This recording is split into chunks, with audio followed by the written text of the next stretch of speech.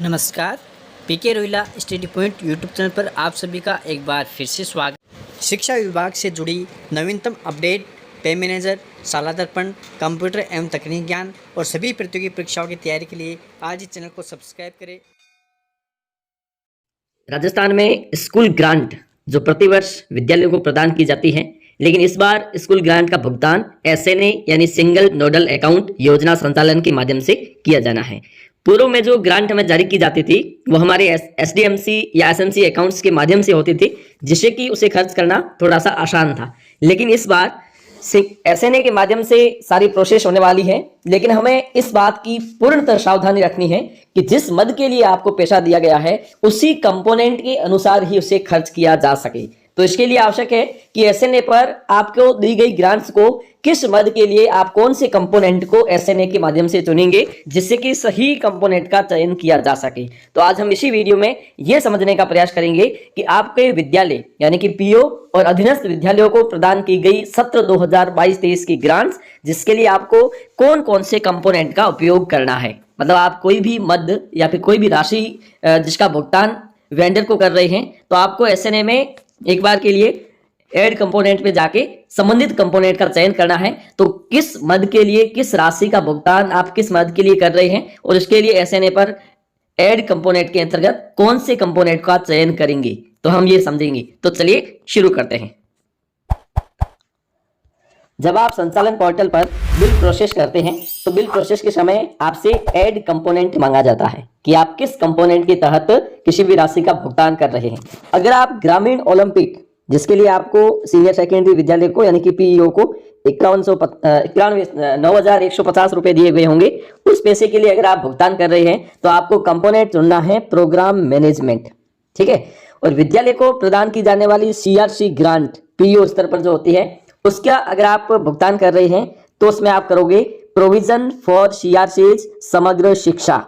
ठीक है। अगर वोकेशनल एजुकेशन व्यावसायिक शिक्षा के लिए कोई राशि अगर आपको दी गई है तो उसके लिए आप कंपोनेंट चुनोगे introduction of vocational education at secondary and higher secondary Samagra शिक्षा।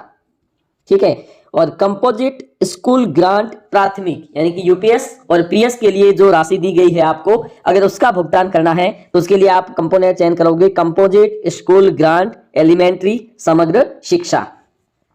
यही कंपोजिट स्कूल ग्रांट अगर माध्यमिक विद्यालयों के लिए कर रहे हैं तो उसके लिए चयन करोगे कंपोजिट स्कूल ग्रांट समग्र शिक्षा। तो इसमें है जो एलिमेंट्री आ जाता है, इसमें एलिमेंट्री नहीं आएगा। ठीक है। एक अपनी लाडो योजना है जिसके कुछ पैसे आपको एज ग्रांट के रूप में दिए गए हैं, जिसका आपको भुगतान करना है। तो उसका भुगतान अगर आप माध्यमिक विद्यालयों के लिए कर रहे हैं तो उसमें आप करोगे कम्युनिटी मोबिलाइजेशन। ठीक है, समग्र शिक्षा। और यह है सेकेंडरी। और यही अगर आप प्राथमिक के लिए कर रहे हैं तो एलिमेंट्री का चयन करोगे। ठीक है। बाल समारोह अगर आप कर रहे हैं तो वो भी कम्युनिटी मोबिलाइजेशन में जाओगे। अगर प्राथमिक के लिए है तो एलिमेंट्री का चयन करोगे और माध्यमिक के लिए है तो सेकेंडरी का चयन करोगे। तो ये सारे कंपोनेंट है वो एसएनए पर आपको दिखाई देंगे। ठीक है। उसके बाद में कुछ पैसे आपको सामुदायिक जागृति दिवस प्राथमिक के लिए कर रहे हैं तो वो भी कंपोनेंट सेम होगा, कम्युनिटी मोबिलाइजेशन एलिमेंट्री प्राथमिक के लिए और सेकेंडरी है वो माध्यमिक के लिए। अगर आप स्पोर्ट्स ग्रांट अगर आपने देखा हो तो स्पोर्ट्स ग्रांट आपको 25,000 रुपए दिए गए होंगे सीनियर सेकेंडरी विद्यालयों के लिए। ठीक है। और यहाँ पर 9,000 रुपए है जो आपको प्राथमिक और उच्च प्राथमिक के लिए दिए गए हैं। तो इसमें आप देख रहे होंगे अगर आप स्पोर्ट्स ग्रांट प्राथमिक का भुगतान कर रहे हैं तो उसमें कंपोनेंट चयन करोगे sports and physical education elementary समग्र शिक्षा। ठीक है। और स्पोर्ट्स ग्रांट अगर आप माध्यमिक के लिए चयन कर रहे हैं तो sports and physical education up to highest class 12th समग्र शिक्षा।